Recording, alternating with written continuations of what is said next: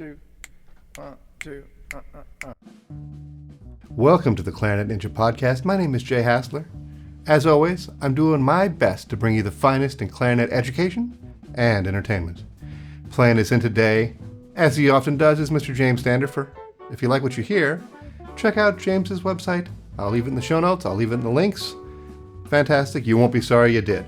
Today on the podcast, we're talking about something very, very stressful, and that is taking auditions, and specifically taking orchestral auditions and using the orchestral literature to be measured to see if you're going to get a job, to see where you fit in your high school or college orchestra, oftentimes as entrance audition pieces. I've got good news. Someone I know quite well has written a couple of books that deal with the excerpts that we tend to play that are most likely to be asked and how to conceive of them, things to think about musically, things to think about on the clarinet, and some incredible practice ideas for exactly those things.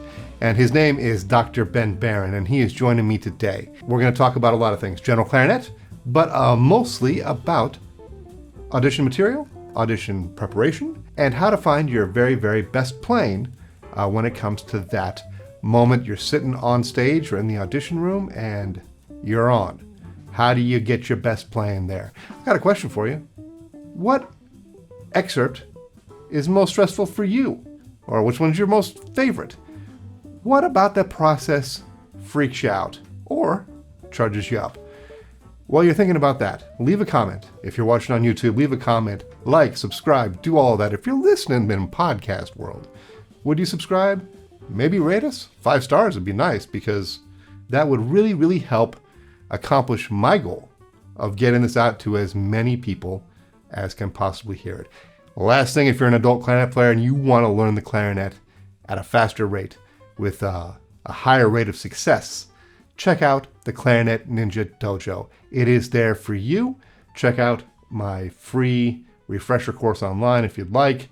All sorts of stuff for you. I would love to hear you play the clarinet. I would love to see you in the dojo. With all that said, with no further ado, Mr. Ben Barron. So tell us all about this book. This book is it's a method book to help someone prepare for an orchestra audition. It's a very direct thesis statement, I suppose. It's not. I mean, it helps with playing in an orchestra. Absolutely, it teaches the broader aspects of the job are touched upon. But the real impetus behind the book is to kind of preemptively answer all the questions we all have walking into auditions, and what's going to work and what's the right interpretation, and how do I build these excerpts to the place of resiliency that they can withstand the audition process and all of that. For me, when I think about taking an audition, I think about 2 things. How is it that I'm going to play this excerpt? What's my ideal goal? And then how do I achieve that on call in a stressful situation? Right? What's my roadmap? Because if you don't have a clear roadmap, you don't have much at all when you're sitting on stage by yourself. And that's always a frustrating situation. Right. And when I look at this book, well, I mean, I want to get more deeply into it, but you give really wonderful insight into the excerpt, what's going on, what you should listen for, what you should think about, what comes before, what comes after, why you should listen to it, why you should know the piece, but specific phrasing ideas, but also ways to practice the excerpts to achieve the desired goal. It's extraordinary in these books. It doesn't just say, hey, here's how it should sound. It's here's how you can get it there. Here's one way that you can get it there. Oftentimes 2 or 3 ways that you can get it there, multiple exercises. Right. And there are other ways to get it there. The idea being this is one way. When you were first telling me about the book, however many years ago this was, one of my thoughts was super niche. But when I look at it, it's not that. I mean, it obviously at its core, in its primary purpose, that's kind of what it is. But at the same time, when I look at it, I feel like I'm getting deep, smart, really usable insight into how to problem solve any piece, what to think about when I'm playing any piece. That's something that I think is really hard to put words to. Like going through your books, you've kind of reinvented a lot of ways to communicate things in written music. Well, I'd be interested to know what specifically you're referencing. Well, I mean, But there's certain notes that markings. had, like in jazz, what would be like a doit after it, which was talking about a Right. way of ending, like not ending a phrase, but putting a break in A that's not lift. really a breath mark, but it is some sort of And it's not a demarcation. staccato. Right, Yeah. Yeah. right, It's lifted. Yeah. right. And trying to come up with ways of communicating the musical gestures through a non-traditional marking. And some of these markings were what Mark would use when teaching, kind of his own little devices to communicate. And others were generated just out of, we can't come up with a way to notate this. What would be what other means do we have to communicate what we're trying to convey, so to speak? And to your earliest point, it's kind of strikes me. I mean, I use these books when I take an audition. It's which is a funny thing to do, and also the I do notice as time has gone on, and especially since volume two, that whether it's in my own playing or my own practice or the teaching I'm doing, I find myself applying a concept from one excerpt to a solo piece or something completely unrelated. I'll find myself running to the shelf to grab the book to show a student, like, hey, I want you to do this. There's a reference point here in the book that you can use to kind of model the concept and apply it to what you're playing. Well, and one of the things that I thought was really nice in Brahms 3, one of the actually it was on both the first and second movements. Hmm. There's a suggestion to play it on the clarinet that it's not written for. Right. And I've done on the first movement, but I've never actually written it out before. Right. But man, Right. it's much more calming to actually see it written out than to try and like. Right. No matter how many times you practice it, you're on stage, you're in that situation, you're not playing the note you're seeing. And Right. yeah, yeah, absolutely. The first movement doesn't they don't transcribe, no one writes it out, and you just do it on site, and now you have a part to actually Well, use. I mean, because of the pandemic, I've gotten really good with Sibelius. Oh, Prior to the good for you. pandemic, I was terrible. Actually I never used it before, Yeah. so I could write it out now. I mean, other than by hand, which would be really weird to write it out by hand and take Yeah, it. But especially anyway, at this point. Yeah. but then the second movement, playing that on A clarinet and moving into the E flat, it's a really interesting idea because for me, D is really a high note Yeah. on the fourth line, and Yeah. it is hard to get that A to D interval exactly right all the time. And Uh, consistently. Yeah. yeah, and I never thought about playing it on A clarinet. That's a great idea. I've never thought of that. Yeah. And so it's nice to open a book and have an idea that I've never had before and think, oh my God, nice Yeah. one, right? Yeah. Yeah. So I really appreciated that. It was a nice thing to have that thought because to tell me I have oftentimes messed around with playing, like, for example, playing the first movement of Beethoven 6 on E flat clarinet. Obviously not for an audition, but in terms of practicing, because Yeah. then Yeah. That's a good idea. that high Love that. D is nothing, right? I mean, because I'm not playing the same fingerings, I'm playing the same actual notes, so it's transposed. Okay. So that D on the E flat clarinet, whatever note that is Right. not a challenge. And it's interesting to practice Oh, something when you take the challenge out right. and then you get it in your ear as not having that challenge, and then you play it on the B flat clarinet, and just for a minute, it's not the same challenge. Right. It all comes back. In your experience, the book and just in general, like how do you feel about that? Do you feel like when you're working on a particular challenge and in excerpts, we come up against the same 25 challenges over and over and over and over again? Mhm. Oftentimes, I feel like I'm stuck in a version of myself of when I first encountered that challenge. And it's Sure. hard for me to break away from that very antiquated version of myself For sure. and actually find my best playing because this challenge has been something that has dogged me for so long. It's in my head and I have a hard time getting out of that. I'm kind of realizing I didn't really send you a list of questions before we talked, No. but I'm No. curious to know if you can fix this for me. Ooh, that's a tricky one. I mean, I think there's a real truth to the fact that we spend our lives undoing some of the early years of playing, whether that's the very beginning parts of getting over the break into the altissimo and what we kind of do to force that sound, and then over time learn how to allow that sound to come out. And I think it's the same with the excerpts, the scherzo, the Beethoven Sixth, the Beethoven Eighth. We get kind of locked into those early years and what we did in the initial learning process. And I think switching to E flat, that's a really great idea. I haven't come across that one before. I'll switch the clarinets A to B flat sometimes. Sometimes playing the excerpt in a different key can free things up a little bit. Right. But yeah, I think that's a great point, and looking for the creative solutions, which this book does to a certain extent. But there, again, I think the idea of the book leading to more ideas, to more problem solving, is one of the benefits I guess I didn't see up front when we started this project. Well, I think so many like when I consider a project of this scope, because this is significant. I mean, do you know off the top of your head how many excerpts you cover in this? I think between the two volumes were maybe 20 to 25 pieces and probably 45 to 60 excerpts, Right. maybe. I don't have that yet at my fingertips. I feel like it would be almost impossible to embark on that journey and to know you're gonna. I Oh, obviously we had you no had an end idea. goal, but there's going to We be had no idea. lots of tangents and Oh, routes that you don't know are coming along the oh, way. for sure. I mean, volume one was just kind of like we just kind of worked our way towards the format and the content. There was an intense amount of work put into it. I mean, Mark's dedication to the series, and he was my thesis advisor, so to speak, and the thesis advisor has a certain amount of hours that they're to commit to the project. And I mean, Mark committed 100 hours to the project. I don't Right. even know what the exponential over the requirement was, but it was. I mean, and it took 8 years. It was 9 years until publication. I think seven to finish the thesis, which for the doctorate. It took that long?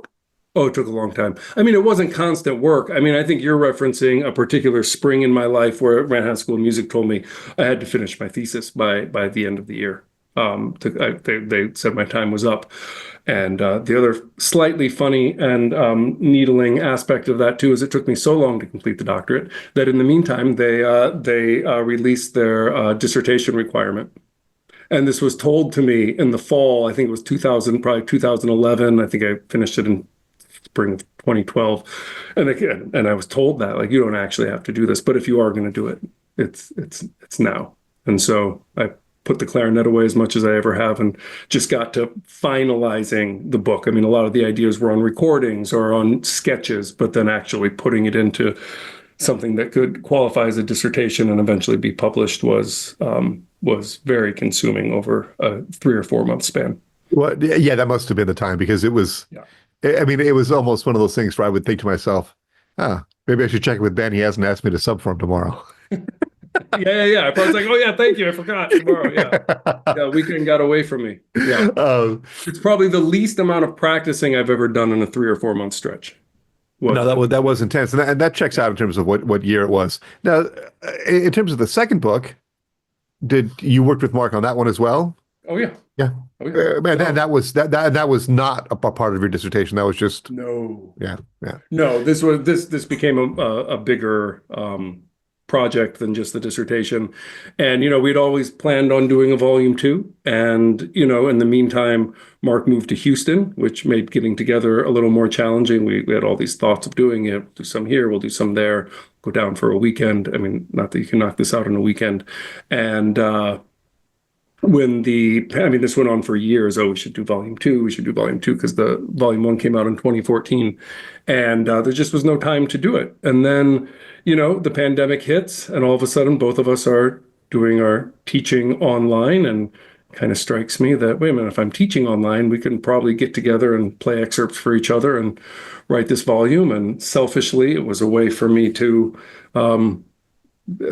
stay connected to playing through that time, have a standard to I mean, I have my students, you know, and I got great students at Montclair State, and you know, I need to show up for them, but it's nothing like, you know, a professional orchestra job.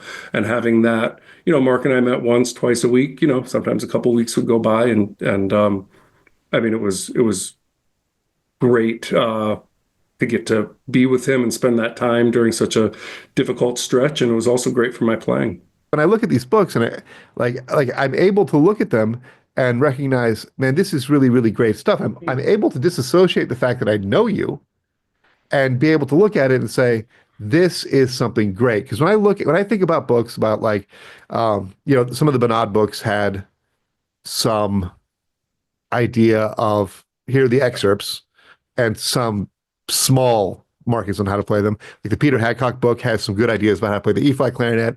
Right. You know, even like the Leon Rushnoff books that aren't in print anymore had some really good specific ideas. You know, like, okay, you're playing this phrase, it ends on a C, third space. The next phrase, 2.5 measures of rest later, also starts on a C. Yeah. That has to be the same. It's got to be the Like same. in pitch and potentially at times in volume. Or it has to be intentional. Whatever difference there's going to be, it has to be very intentional. Quality. Yeah. Yeah. You know, all of that.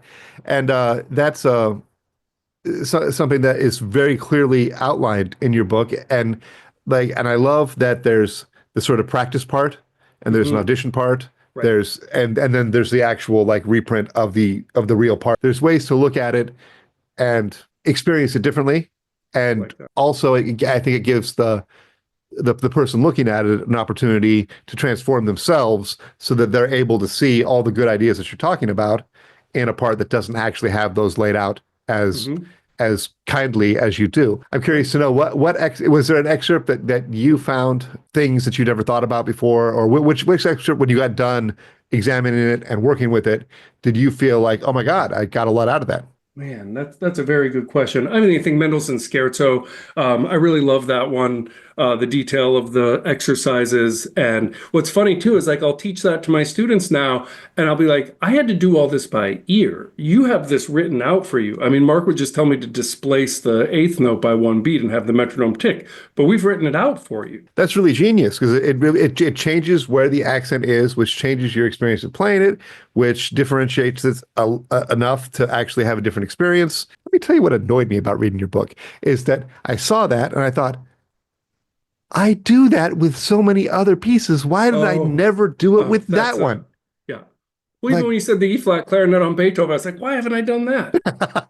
Well, but like like as much as I'm really happy to have a new idea, like I'm like, that's not a new idea. I just wasn't creative enough to actually do that. And that's irritating. Well, yeah. But live and learn. Like that idea, it was one of the ones that I was like, oh, this is not just a book about playing excerpts and playing them well and being able to reproduce your finest playing. This is, in some way, it's not. I know it's the second or third thing one could get from it, but it's a treatise on how to practice a lot of ways. Which is fantastic. I can't remember off the top of my head like how you suggested practicing the pentatonic scales in Daphnis. Did you have any hints for us on that? Well, Daphnis was, I mean, it just takes up so many pages, and like the proofreading trauma from that still echoes within me. There are, we've broken down. I'd have to grab my book too, Jay. I haven't looked at the Daphnis excerpt in a while. Listen, I will only either this will all be cut out, or I'll put the parts where you sound like a genius. Don't worry about it. No, you can. That's fine. I mean, the opening of Daphnis gets a thorough treatment. There's multiple practice breakdowns of the rhythm. I don't know if we did something specific with the pentatonic aspect, though. That's what I'm not. Okay. I don't know if we actually wrote those scales out with that in mind. Another good idea. When I was looking through all those, I mean, I stopped. My last audition was in 2019. Okay. And I knew it was my last audition when I took it. Okay. Having a kid, Yeah. I just like, I can't. It's a lot. I mean, anyone that's taken a professional audition knows how much it takes from you in the process, and how there's some way in which the closer and closer and closer, at least for me, that I get to the actual audition date, the more I just feel like there's metal on metal grinding inside my emotions, and it just kind of hurts. And then to take the audition, it's always a bizarre experience.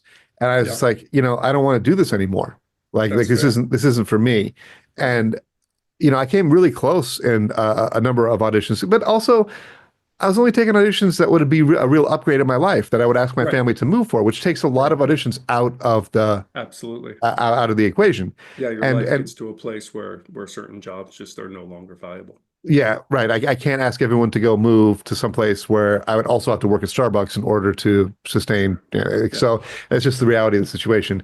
And particularly now, I've got a really good job that it would take a very, very good orchestra to balance the payout, Hmm. and I'm happy. And Yeah. so like, yeah, which it's weird to think about that in the context of freelancing and taking auditions. Like, yeah, well, I'm actually happy with what I'm doing. I agree that like the thing that is tough, and I want you to talk a little bit more about it. Yeah. Like students really need to understand that this book is a starting place to teach you things because all of these things are things you should almost be able to just come up with on your own to solve your own problems. Because any teacher-student relationship is, if it's a good one, it's the teacher making themselves not needed, right? So the Yeah. student has all Right. that information Teacher and ultimately can teach can do it. themselves. Like they should be able to predict what the teacher's going to say, Right. and they should be able to do those things. And that's sort of the mindset that it should go. When I ask a student, like, what does Ben Marcato mean?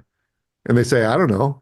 And I said, well, you have a device in your pocket. It would take you literally 10 seconds to figure this I still out. have my dictionary of musical terms downstairs if anyone needs it. But like when we were kids, That's what I mean. Yeah. yeah, you had to look it up. Yeah, Yeah. yeah, not anymore. Like, but I still don't think that actually helps people know stuff. No, it's the same roadblocks. I mean, even with this book, it's amazing. I'll have students come in with something prepared, and I'll be like, I'll tell them something that's in the book, and they'll look at me like they've never heard it before. I was like, did you read the text? And it's amazing how many, like, I mean, I guess it's the same mentality. It's like you get a new video game, you don't sit there and read the instructions, you go in and play so people see the music and the musical examples that kind of fly right towards it. But people that have used the book for extended periods of time still don't see it all. It is interesting to think about like how to motivate somebody to dig in on that level. I remember being so hungry for that if Mm, somebody would have handed me something like this, right, I would have glowed in my hands. I would have been such a magical right. treat. Talk to me a little bit about, I mean, we played together a few months ago. Yeah. I can't remember. What mouthpiece and reed are you playing on right now? Ooh. I currently play on, I've been playing for the last little bit on a Jim Cantor mouthpiece. It is an HS facing on his E2 blank with his CHR material. So he has about 8 facings, 2 materials, and 2 blanks. So I've spent a lot of time kind of whittling my way towards that. Is that one of his old mouthpieces or one of the new Shedville mouthpieces that has his name? It's not one. So he has those Shedville mouthpieces. I don't know anything about. They're being Okay. marketed, and he has his old facing system, which I think is ABD. He has 3 different options, maybe an A plus as well, or an AA maybe. And then he has a newer line that has 4 facings that he believes are stronger facings, and that the folks preferring the older facings are people that played his mouthpieces before the new facings existed. And I found some truth to that, but maybe not across the board. So I mean, just to fill in, who Jim Cantor is. Jim Cantor is a very famous in the studio world clarinet player from Los Angeles that for many, many years was the number one call studio player in Los Angeles. He played in the Hollywood Bowl Orchestra. Everybody has heard Jim Cantor play. Right, right. Because you don't know it, but You you've don't heard him know it, play. but yeah, Yeah, and he was famous for making mouthpieces, yeah, but famous in a way that I love somebody being famous, right? right. Which is Couldn't get him. famous. He's famous. Like if you can get a Jim Cantor mouthpiece, yeah, Well, I then mean, yeah, when I went to study with David Schifrin, I mean, oh, he has this Cantor mouthpiece. I would like go on eBay and try to find a Cantor yeah, mouthpiece. yeah, but yeah, you literally couldn't get one, and there was times when he would just not make any. Well, I mean, I don't know if this is fortunate or not, but apparently what he told me was he was an avid golfer, and he got an injury, and he wasn't able to continue playing golf, so might as well scrape some rubber again. Lucky for us. I saw him in Ireland at the Clarinet convention. Mm, I didn't make any direct contact with him just because, back when I was in LA, like he struck me as a Oh, terrifying figure. Like I've never spoken to him, and he has done nothing to terrify me. right, right, But right. people spoke of him as if his Right. name was always in all capitals, and he was just the king.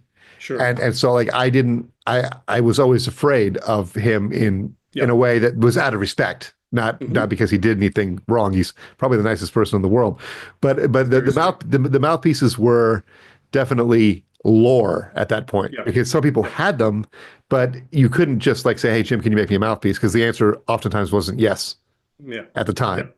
And this will tell you about it. For me, like I haven't played one of those mouthpieces since 1994, but I still remember the magical sort of balance in the mouthpiece and the Yep. amount of the like it had the perfect amount of resistance that was Hmm. both cooperative and comfortable that you could push that wouldn't spread and like it was one of those things where like if every day could feel like that 3.5 minutes that I played that Cantor mouthpiece, I'd have no problems in my life except for this broken foot. But Yeah, until 5 minutes later when, oh, that's fixed. Now I notice this. Yeah. talking about mouthpieces, I would love to get your idea about this, which again, I probably should have given you a list of things I was going to ask you, but I didn't even think of any of these things. How is it that you deal with that sort of very, very sort of traditional clarinet problem? You get a mouthpiece and you think, all my problems are solved. And then a week later, you've got all the same problems back and you're playing a new mouthpiece. How do you navigate that? Well, it's just experience. You just get kind of beaten into submission. I have students, I'll be like, oh, they want a new mouthpiece. I'll bring them all these mouthpieces that I have. So go through them and see what they like. And I'll ask them, why do you think I have this many mouthpieces? And it's amazing how no one gives me the correct answer. Like they think I'm altruistic or something. Like I bought these mouthpieces so my students would have a variety to try. I'm like, no, I've played every single one of these mouthpieces. They were all purchased for me to play, and I just kept on thinking we're finding something or Well, and every single one of them was the answer when you yeah, bought one it, of them. right? I mean, Yeah. like I've got the same thing. I've got mouthpieces everywhere. I mean, for me, it just goes to the nature of the whole bigger picture of what we do. There is no end. You think you've figured something out, you sound better than you ever have. 2 days later, you want to sound better. And I think that this overwhelms a lot of folks, and it's an overwhelming thought to think like I can never complete this task. But I also think for myself and for those of us that stick with it for all these decades, is that that becomes what's the best thing about it. And the first time that idea was ever given to me was at the Verbier Festival in Switzerland from Mr. Ricardo Morales, who I'm unceremoniously following in your series. And thank you, Jay. And but I can remember him talking about this at these master classes and that being and him at the time. I mean, he was obviously still very young. It was probably 2002, and his thirst to be getting better and to work and practice, which I did listen to part one. I don't think part two is out yet. And it gets discussed as this just feverish desire to improve and to discover and explore, and the curiosity that's there. So I think when it comes to the mouthpieces, it's the same thing. It's like, oh, this is so great, this is so great, and then a week later, you're kind of on to chipping away at another aspect of your playing. It's always fascinating to me, and I'd love to hear your input on this. Like to try and if I'm trying to change my sound, that's going to impact my articulation. That's going to Sure. impact my pitch. That's going to impact that. Like, there's no way to change one of these equations without changing another one. When I'm working with adults who are just learning how to play the clarinet, like, okay, we can get a good sound. We get to the point where, okay, adults, I feel I can make a pretty good sound on a lot of registers, on a lot of notes in a couple different Okay. registers Right. pretty quickly. But then when you add the idea of tonguing in, all of a sudden, if that doesn't align with how they're already playing, a whole bunch of new challenges come in. And how do you align the articulation and tonguing with the tone and make those match up? And when I help people with that and I watch them sort of try and figure that out, I think, okay, I've got that same thing. It just doesn't reveal itself as obviously, right? It's not the same problem in terms of scope, but it is the same problem in terms of what's underneath it, right? Which is In a vacuum, yeah. yeah, yeah. I mean, everything. If one thing changes, then everything changes a little bit, and it's very interesting to be at a point where you're trying to refine something and change it just a little bit, Oh yeah, just the it's not smallest even a amount. change. It's more that you're getting closer to the sound in your head, to the ideal that you've been striving for, whether you realized it or not. When I'm working with students and I'm evaluating myself, I'll put myself right in here. Like I have a hard time really hearing what it is that I'm doing, even if I record myself, which is a huge Well, help. yeah. Unless I wait multiple You have days, to wait. Yeah, if you wait, it helps. It helps a lot to wait. Yeah. but because it But you has don't to, always have that luxury for sure, sure. it does need to be that I don't know it's me playing, right? Yes. Because if I can Yes. remember it's You me have and to what have I that meant to level of do, detachment. Yeah. yeah, I think Yeah. if I hear myself, I know what I meant to do, and I will hear that rather Right. than what actually happened. What actually came out. Thinking about Jim Cantor and everybody who plays an instrument in Los Angeles in the studios, how quickly you get that feedback loop because you Mm, play. Okay, let's listen to the playback, and then you hear yourself playing the yeah. headphones. In that scenario, we're playing into a microphone, and then we hear it in our ears, Right. which is much different than how we Yeah, normally you're hear a losing clarinet when we're dimensions of the behind it. sound. My teacher, when I studied in Europe, the great Eddie Van Oosthuizen, he used to implore me to listen to my sound in the hall while I played, rather than the sound from behind the clarinet or right in front of me. And I couldn't do it at the time. I mean, it was like a level of detachment that felt like I was almost out of control. And 20 years later, wrestling with this concept, it kind of has sunk in, and this ability to listen with a little bit more attachment. And I think, when you talk about, like, a couple points to reference back to when you talk about the challenges of the audition and the process and the psychology behind it, and as you approach that day, the day of the audition, the hour in the practice room or in the warm-up room right before you go on stage, and those impacts, and along these lines, I mean, it's almost as though they have to be addressed separately, through studies in peak performance, or, doing things away from the instrument, to kind of prepare yourself for what it is you're actually trying to do. I got as a message when I went to Manhattan School of Music was it was from a specific person, won't mention them, not a clarinet player. Mhm. So don't even guess. Did you do the orchestral performance degree? I didn't do that track. No, I Oh did. yeah, Yeah. I mean, because I did their stuff. I mean, I went. Mark had me coming to the stuff that was yeah, earmarked for OP, yeah. but yeah, that wasn't But my one of thing. the messages we got was you have to want this more than anybody else wants it. That's impossible. Well, not only is it impossible, I think it actually puts a lot of stress on a person. Yeah. The best playing that I can do is when I only care because it matters to me, Hmm. not that it matters to anyone else. Hmm. Like if I'm like, hey, check this out, and then I Right. play and don't care if I make a mistake, Yeah. my best plan will come out. If I'm thinking to myself, this moment matters to me more than any other moment, and this is like God, talk about getting in your own way. I mean, Oh, I mean, I heard this great definition for nervousness or like performance anxiety recently. It's like there's a wall between you and a task you're capable of accomplishing, but it blocks you. And I thought that was such a clean way, and like taking the emotion out of it, which I think is crucial to see this stuff as objectively as possible.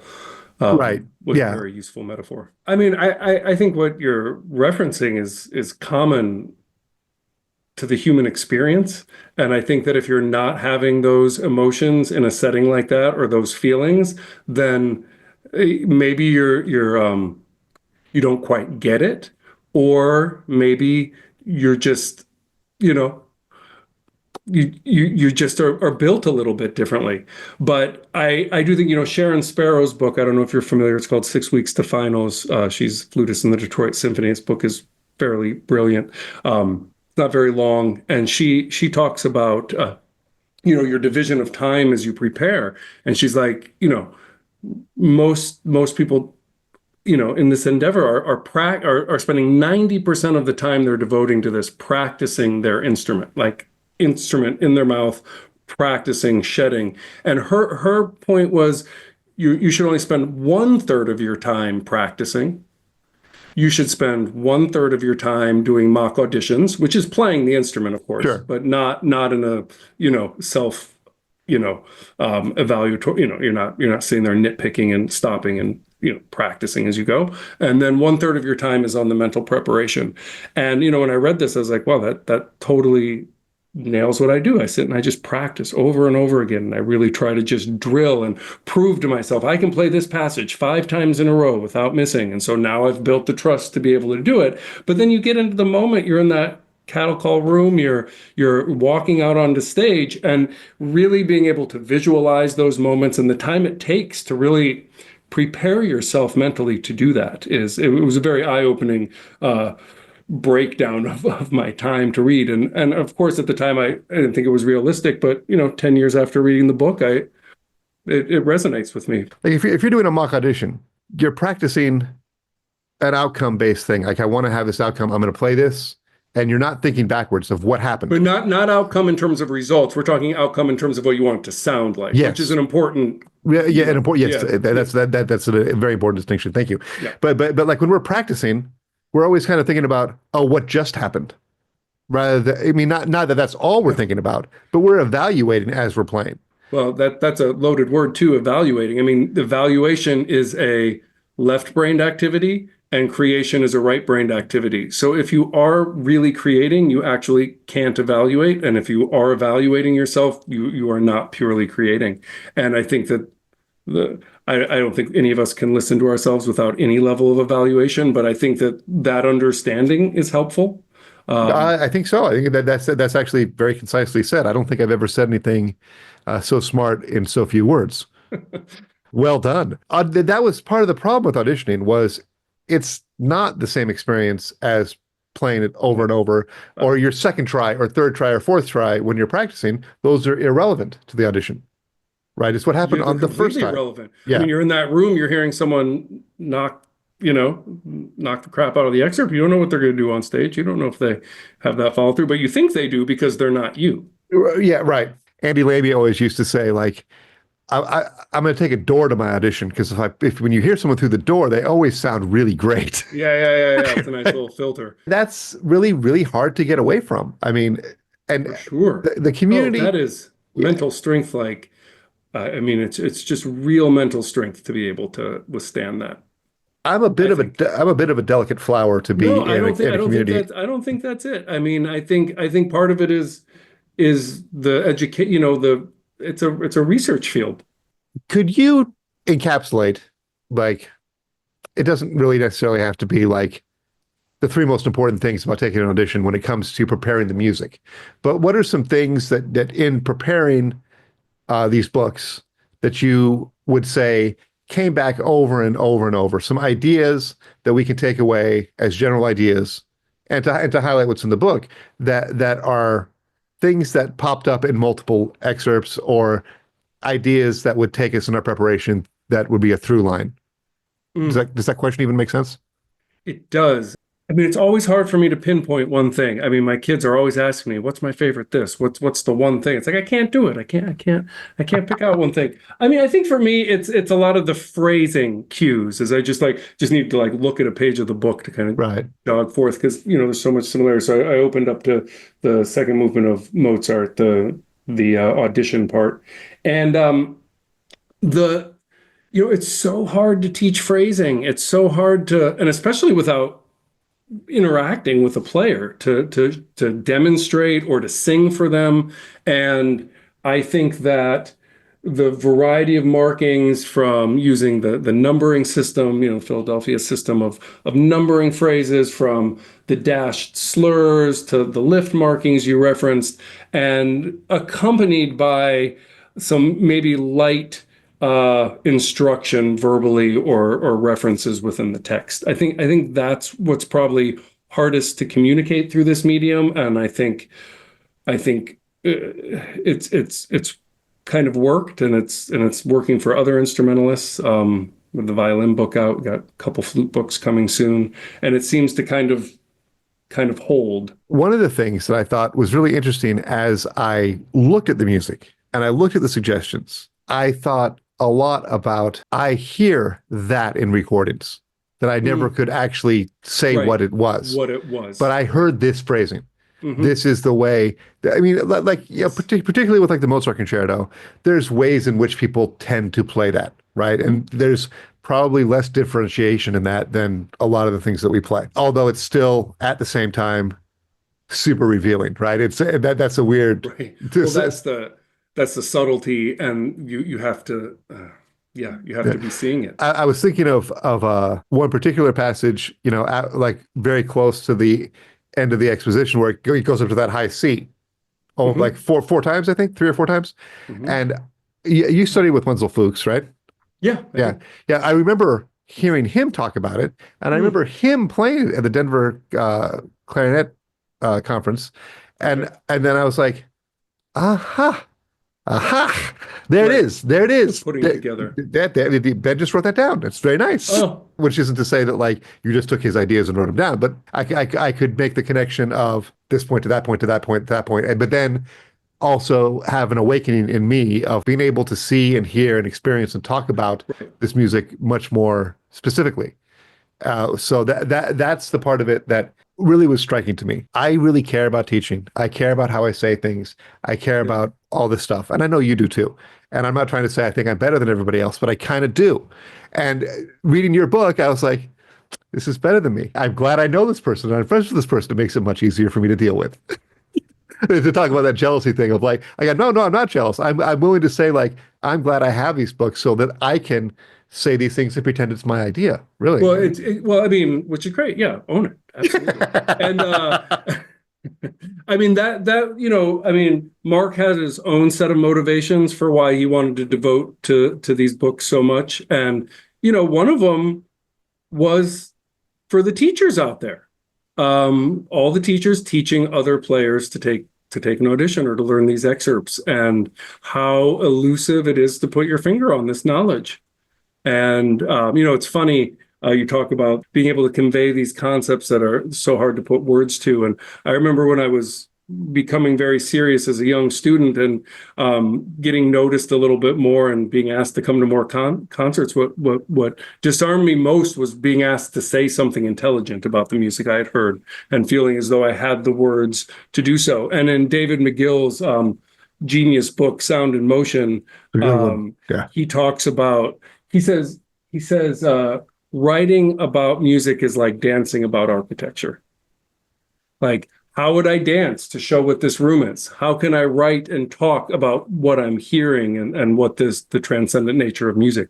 And yeah, so it's an elusive thing to be able to put this into words. And that book is, for me, it is absolutely in the top three Oh, it's non-clarinet pure gold. Every clarinet book. word you read, everything you read is just like, oh yeah. I mean, whether you kind of felt it or knew it, and like just to see it as the chapter on wind playing techniques. Like, I mean, I do things that he's a bassoonist, for crying out loud, and I do things written in that chapter when I play the clarinet, Yeah. and they work. I mean, everything about it is amazing. I talk about it all the time, but this book that Molly Gebrian wrote, Learn Faster, Perform Better. Put it in the show notes, Jay. I want to read that. No, listen, if you listen to all my podcasts, you would have heard all about it.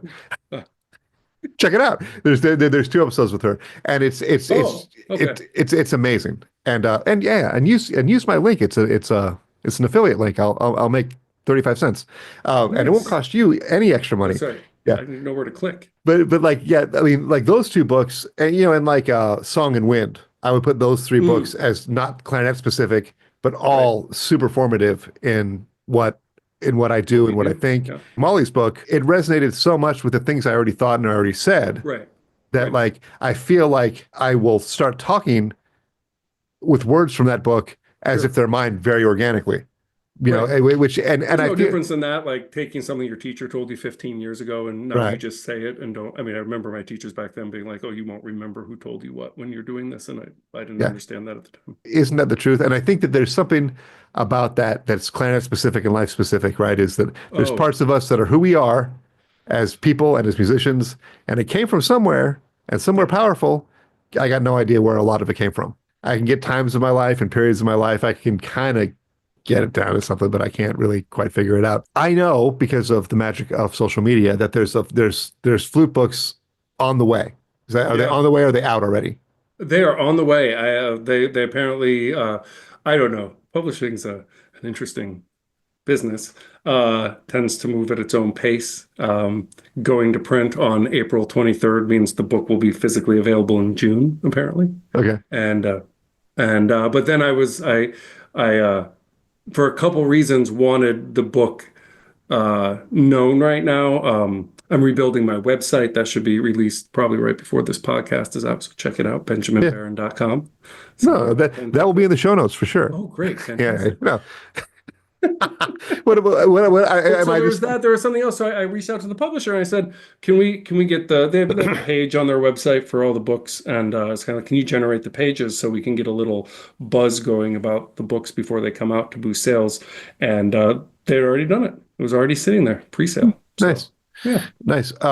And so you're playing bigger organizational role that I don't really quite understand. Is that something you want to share, or do you Oh not want to no, it's fine. We've been writing these flute books since 2016, Okay. and this was originally going to be one book, but Joshua put so much into them that all of a sudden I got the final draft. I was like, this is two books. Like we can't put out a 200-page book. Like Right. it's just like it's too much.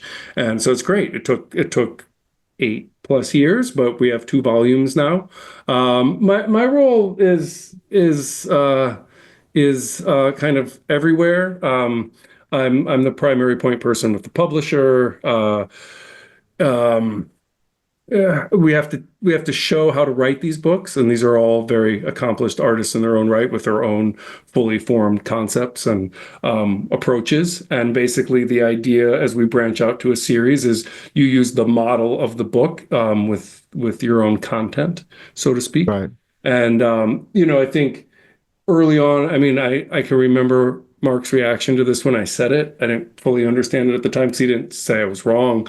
But when we started branching out the books, like, oh yeah, I'll do like I did for I'll like read everything, I'll help them, I'll do all this. And Mark kind of looked at me like, I don't think you're being very realistic. He didn't say it, but that was the look on his face. And it's just too much. And with Joshua's books, I feel a little badly. In 2017, I played the opera festival with the American Symphony Orchestra, and I was playing the bass clarinet, and I'm terrible remembering what pieces are what, but the bass clarinet was very minimal in the opera, which was great. It was like a 4.5 opera. My part was in the first act. I was home from upstate New York before the opera finished, so that was fun to text people, when I got home that they were still sitting in the pit. But what this meant was, I'm sure some folks are familiar with the American Symphony and their music director Leon Botstein, which means you don't know what's coming next. So while we may have finished Act 1, I can't wander too far. They might come back. And so I was sitting out in the hall listening to a lot of these rehearsals and just started opening up and helping Joshua with the editing and kind of working his texts out a little bit. And what has happened is there is not time to do that for all the artists, even one of them. And so I've written out like a kind of a how-to guide to kind of create your own volumes, but it's a lot. I mean, we have to have the artist, we have to be on a time frame. We need an engraver. Now that I know you do Sibelius, maybe we got another engraver. Yeah. Well, listen, I saw John Romeri's name as the engraver, and I was like, nice. Yeah. Because like I'm not that good. I'm good enough to make. He's great. He's Yeah. great. I can make really nice things for my own thing, but it's not professional. It's not professional. It's professional. It's professional-ish. Yeah, and this is a tricky engraving project. We have had a few engravers. Like we send them the book. We say, "Can you do this? This is the process," and they say yes. And then it turns out either they can't, or for them to do it, it's just flat out too time-consuming. And well, when I see what's in your book and looking at it through the eyes of somebody who makes music on Sibelius, I look at it and I think, well, number one, first, let me say, because no one said it, these books are incredibly well put together on high quality paper. They feel nice. They're a joy to just interact with physically. And that's not even getting to the content of it, but the content of it is so well done. The instructions are in a blue that's very easy to read, that references back to the text. And it's all like if one is looking for something that is written in the text, you can easily find it in the music. Like that sort of going through the process is very, very user friendly, which is really nice because these books have a lot in them. right? There's a dense. tremendous amount of information that's all great, but when you're trying to sort through it and go from the text part to actually reading the music part, that you guys did it in a way that made it so that it's very, very functional. I mean, so yeah. Because that could be a disaster. Oh, for sure. And if you want it to be a disaster, I'm happy to be your engraver. I'll do it for twice the price, but half as good. Yeah. Take twice as long. Yeah. But yeah, no, somebody would have to be very, very skilled at what they're doing to make that layout on No, the page it's right. Yeah. elaborate. The proofreading is incessant. I mean to make sure everything's coordinated right. Page. I mean it's just kind of an endless process. And eventually you just have to send the book in to be printed because you can sit and tweak all day. Yeah, I mean it's a good opportunity to give a lot of credit to GIA publications, both for the quality of books you're putting out. I mean that stuff matters, right? That Yeah, you it enjoy does. opening the book and it's easy, you can see it. I mean, it's deliberately 9 by 13, not just so you can't copy it easily.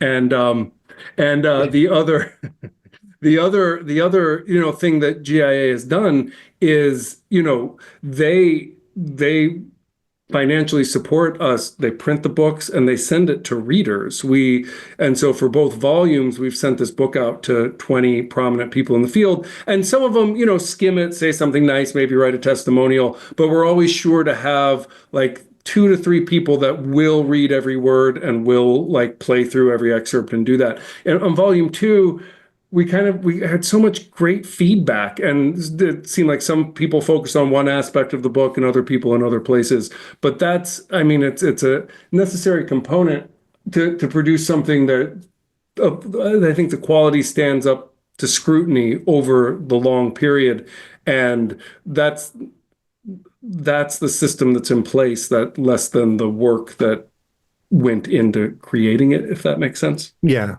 It's daunting. I think it must be. I'm just imagining what it feels like to be like, okay, it's ready. Ooh, I mean, it's so slow at the end, Jay. Like there are so many little steps at the end of the process that, like, from making sure the foreword is ready to go to putting the glossary, all the markings in the right place, that it's like by the time it's there, but there is still that feeling. Yeah, we don't find a lot of mistakes, but it's impossible to dig at all of them. So, well, here's the other thing I wanted to ask you. I was very aware of your recent performance of the Copland Concerto Oh. and was unable to attend. And I just want you to know that I wanted to go and I could not go. I was excited for you that you were doing it, and I very much wanted to go. I can't remember what I was doing, but this was in the past couple months, right? Yeah, it was February. Yeah. I mean, it was a Friday night. People Yeah. got things going on. How did it go?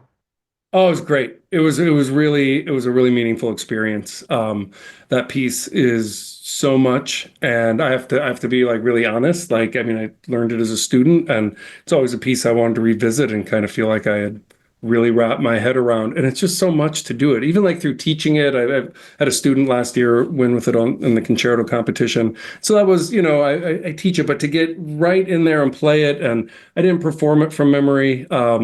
For a variety of reasons. One, the conductor asked me not to. We didn't have a lot of rehearsal time, and it's hard to put together. And it was just great to have an excuse to really digest that piece of music. It's just incredible.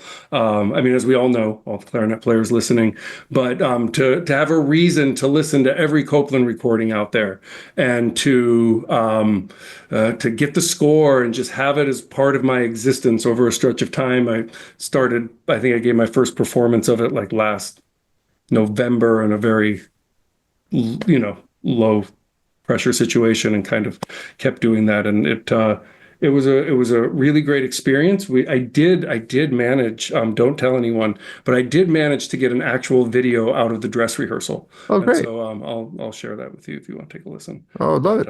Yeah, Oh, but I can't, it's in Wiles, so it's at Carnegie. So it's like I can't share it widely, I suppose. Again, I would love to hear it, because I definitely wanted to be there. In your listening of recordings, did you run across the almost mythical at this point recording of Bill Blount playing that with St. Luke's? Yeah.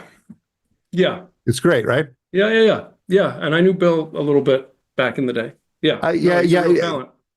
yeah. I mean, but by the time I knew Bill, he had a lot of life struggles, right? Yeah. So he wasn't the same person that played that recording.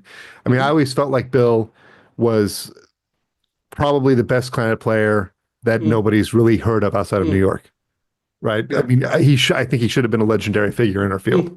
No, he was really Uh, gifted for sure. and I definitely felt like that recording the of the Copeland, which I have on a cassette somewhere Mm, in my house, yeah. um, because it went out of print. I think on the other side of the record, I think Dennis Godburn is playing the Mozart Bassoon Concerto. I Oh, think on this okay. record that's Rings a long since bell. out of print. That is unfortunate because, like to me, that's actually probably my favorite recording of Mm, the Copeland Concerto, and yeah. it's almost like not findable as far as Mm. I know, which is weird in this day and age to have something not findable. Yeah, to have something you can't track down. Yeah. Which is strange, but that's also honestly like I'm going to keep talking about your books because this stuff that's in your books isn't really findable anywhere else. Mm, Like this stuff is so good. Why didn't we have this before? Right? Like because this is so good. Yeah, this should have been done before. mm. Right? And the fact that it wasn't means a couple things. It means that it was really hard to do, right? Yeah, yeah. Because if it was easy to do, it would have been done. The only place to find this is in these books. And oh, and here's the other thing I wanted to say. I love music. This is such an old guy talking. I love music that is printed on real size music paper because Yeah, I got it. Yeah. I can't see it. Yep. I'm old and I can't see the music when it's on 8.5 by 11 paper or it's on an Hmm. iPad. Like I'm just like iPad's better, but I just that's when I really recognize I'm not a kid anymore. Because like I think oh, those kids and their gosh darn iPads. Yeah. Like, it's It's nice to I have your whole library with you. I will say that. But yeah, no, the that act is of nice. reading it. Yeah. And there are times when like I'm sitting here, I'm looking at a screen. I will put the music on the screen and practice a little further back. Right. But yeah, no, it is nice to have real size music like Well, that. I have to say, I mean, hearing this feed, I mean, these books are, I mean, they're just a labor of love for Mark and I. They take so much time to produce, and hearing feedback like this from someone such as yourself. I got feedback last summer. One of the readers of the book, I don't know if people want their names mentioned, but a very prominent player was playing Tchaik 6 last summer, and he said he was using the book to prepare for it, and like it just felt so good. It was like we spent so much time on that excerpt. Tchaik, like you asked me about, like I didn't know where you were going with which excerpt epitomizes this or epitomizes Yeah. that, and Tchaik 6 is in my head. I mean, that thing took so long to finish and to examine and to do all the excerpts in there.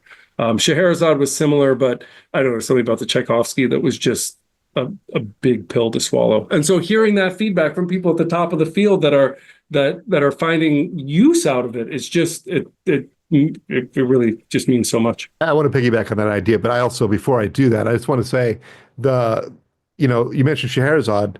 All of a sudden, it triggers me very vividly to remember what you wrote in that book on how to play it, but then how to practice it. That was really, really Mm.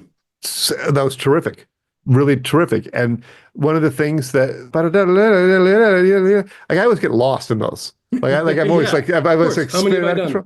There seems to be a weird tradition where people just play that as fast as they can, which I don't think is Right, great. which isn't what's going on. Yeah. Yeah, yeah. But then the other one, with the two triplets,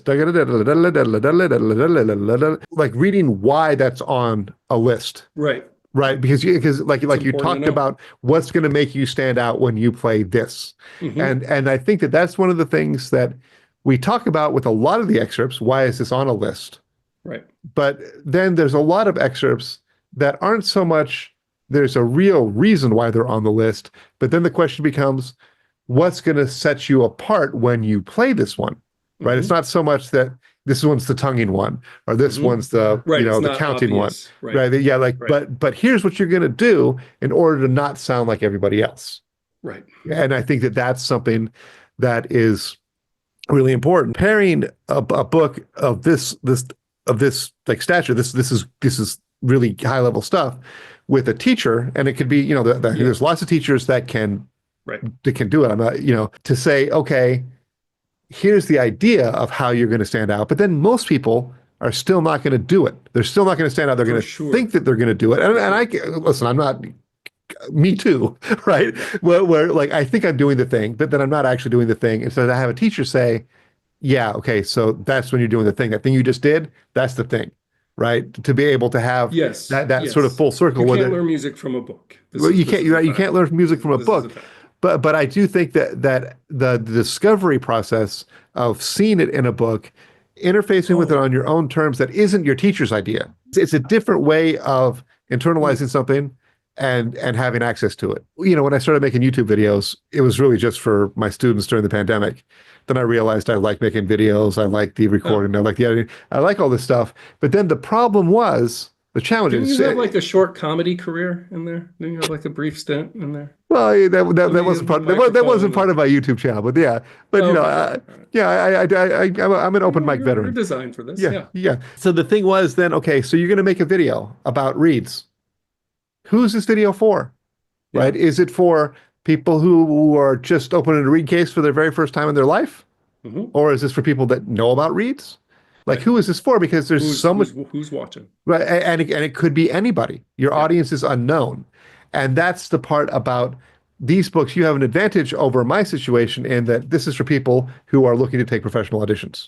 Well, you know, it's funny with these. I mean, I think they work for anyone.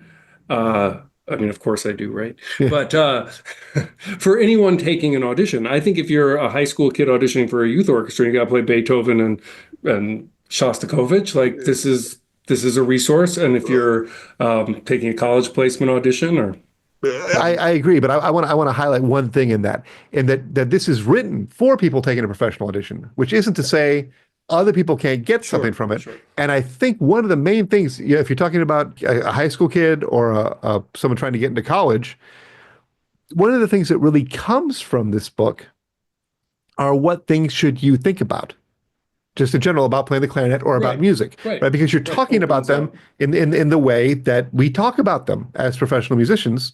And so to have that idea of just experiencing somebody talking to these situations the way that we do, all of a sudden that gives a point of entry that's super, super helpful for someone that's in that position. Absolutely. I love the idea that the target audience in essence is small. The audience that would benefit from it is huge, which wouldn't be the case if this weren't so well done, right? This could be just for the 150 people taking auditions at any given point in time, but it's not. It's actually for everybody. It's so good at objective number one that it allows all sorts of other things to be relevant, all sorts of other people's experiences to be relevant to it and can learn from it. If somebody were to never even play in an orchestra and just be interested in playing the clarinet and never play Beethoven 6, they can study it of just that one part and then have a completely different experience listening to the rest of the piece, listening to how these themes and ideas come back in other instruments at other times.